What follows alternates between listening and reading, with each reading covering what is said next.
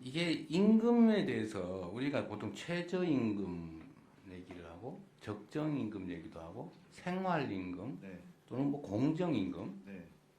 이거 말고 또 있어요?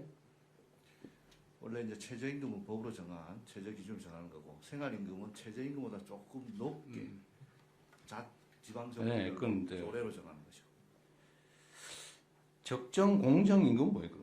적정임금이라는 것은 뭐 법률적 개념이라기보다는 우리가 공사를 할 때 적정한 공기를 주고 거기에 걸맞는 적정임금을 보장해주자 이런. 네, 사회 경제적 임금군요. 네, 그렇습니다. 공정임금도 마찬가지. 공정임금도 마찬가지입니다.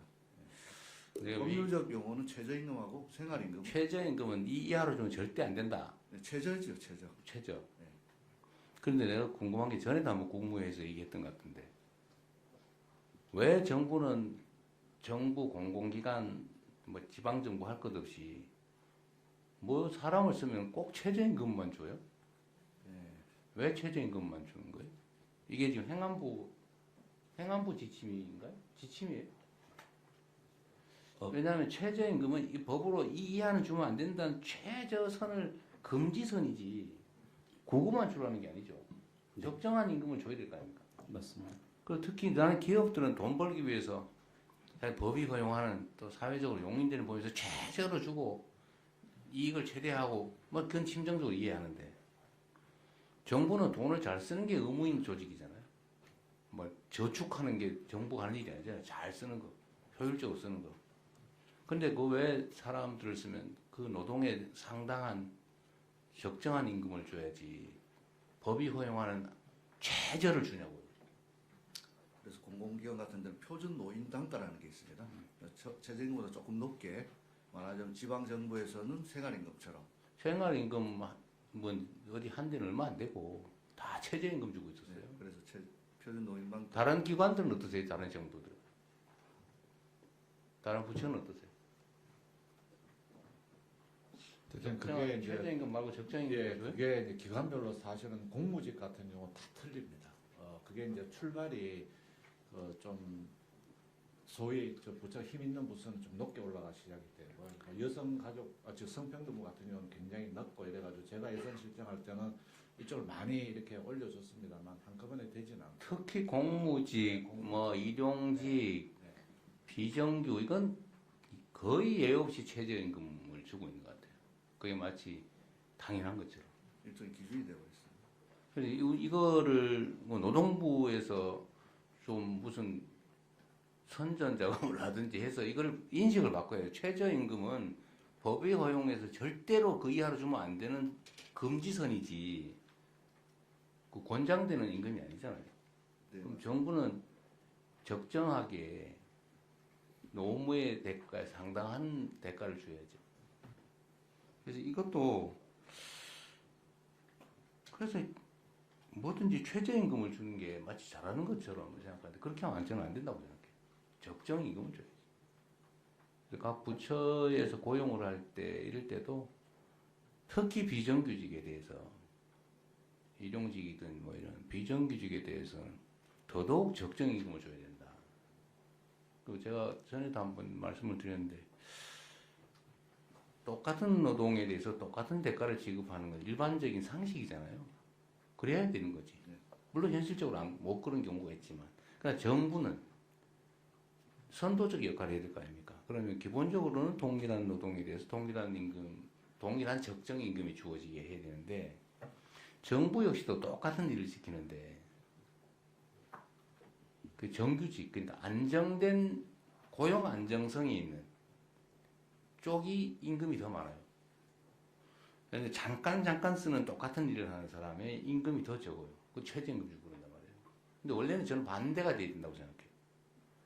고용 안정성이 떨어지면 그에 대한 보상도 더 추가로 줘야 된다. 이게 이제 호주 같은 데가 그렇게 하고 있던 거 아닙니까?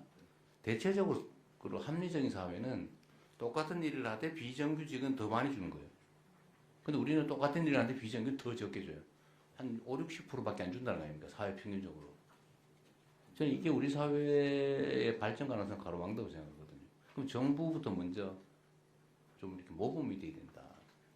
특히 노동부가 한번 조사 한번 해보세요. 알겠습니다. 알겠습니다. 그 저기 소속 기관 또는 아니면 노동부 자체가 고용 임시직으로 누군가를 쓸 때 정말로 적정 임금을 주고 있는지. 제가 보기엔 거의 최저임금 주고 있을 겁니다.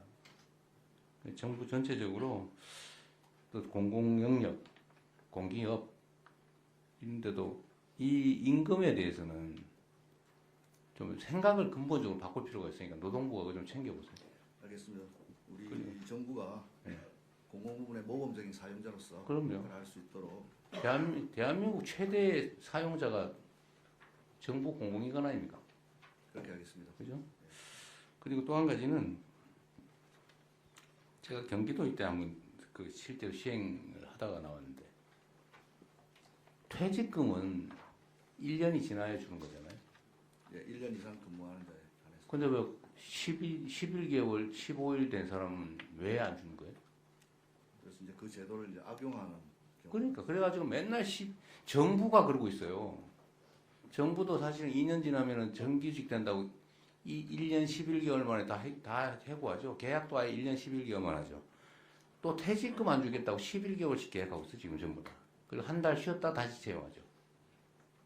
정부가. 난 민간이 그러는 거 이해해요. 돈 벌어야 되니까. 정부가 그러면 됩니까? 그건 말이 안 되잖아. 정부가 부도덕해요.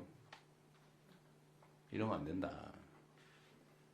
일단 그렇게 하면 안 되고 그냥 정상적으로 계속 일할 자리는 정상적으로 일하게 정규직을 뽑아요. 예, 상시 지속 업무에 대해서는 그럼 상시지적으로 쏘면 당연히 상시 아니 그게 정부가 먼저 해야지. 노동부는 잘하고 있는지 한번 챙겨보세요. 노동부부터 잘 챙겨보겠습니다. 다른 부처가 그렇게 하고 있는지 챙겨보세요. 다른 부처에 대해서 시정 명령하세요. 알겠습니다. 네, 다른 부처에 대해서 다른 부처는 시정 명령 당하기 전에 미리 알아서 정리하십시오. 그러지 마십시오. 그리고 1년 지나면 10%를 더 주는 거잖아요. 쉽게 말하면 대충 한 달치를 더. 한 달치 더 주는 거잖아요. 12분의 1. 그 전에도 주세요. 웬만하면. 그래서 이걸 공정임금. 그래서 나갈 때 더 짧으면 더 많이 줘야 된다고. 한 달밖에 일 못한 사람이 12분의 1을 줄 게 아니고 더 줘야지. 그렇게 못할 망정. 근데 그것도 연구를 좀 해보세요. 더 어려운 사람이 더 억울하게 하면 안 되죠. 알겠습니다. 똑같은 일을 하면 똑같은 조건을 못 해준 망정. 불안정하고 힘없다고 적게 주면 되겠습니까? 이게 사회적 문화이기도 하거든요. 제가 꽤 길게 얘기한 이유를 잘 감압해 주시기 바랍니다. 예, 명심해서 잘 처리하겠습니다. 한 가지 덧붙여서 말씀드리면 정부 청사에 지금 청소하시는 노동자분들 최저임금 이제 입사하면 받는데 10년 지나도 똑같습니다. 그 부분인데요. 하여튼 그런 얘기예요. 예, 예. 말씀하신 대로 북유럽 국가들 덴마크, 스웨덴 등등 기간제, 시간제, 비정규직 터줍니다. 더 줘야 되는 거네. 하고 말씀드린 거예요. 하여튼 맞는 말씀이시고요. 통일부도 있나 잘 찾아보세요. 있을 거예요. 알겠습니다. 특히 산하 기관들.